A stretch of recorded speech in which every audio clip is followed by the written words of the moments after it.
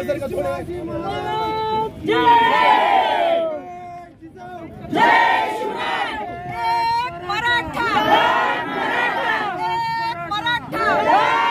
स्वरूप होतं आणि काय आंदोलन? आम्हाला आरक्षण पाहिजे.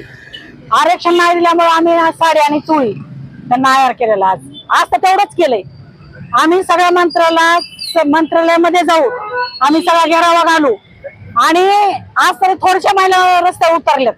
ह्याच्यापेक्षा जास्त उतरून दाखवत. आमच्या दराने पाटलाला जर काही झालं, त्यांच्या जर जीवाला हानी काही पोहोचली तर आम्ही आमच्या जीवाला बघणार नाहीत. आम्ही माझी ही करणार आहेत. आम्ही आमच्या जीवाला बघणार नाहीत. कुठून मी काय करून आम्ही आमचा जीव कसल्या हालतीत गाडी खाली जाऊ, काय बी करू.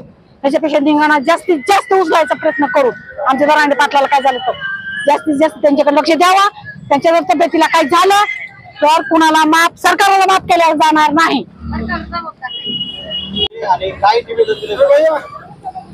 आज जरांगे पाटलांचा 5वा दिवस आहे. आज जरांगे पाटील जीवाशी खेळत आहेत स्वतःच्या. परत आमचा मराठा समाज आज आरक्षणासाठी महिला आमच्या सगळ्या रस्त्यावर उतरलेल्या आहेत आणि लवकर शासनानं तातडीचा निर्णय घ्यावा म्हणून आम्ही आज रस्त्यावर बसलोय आणि चोळी बांगडीचा आहेर केलाय शासनाला.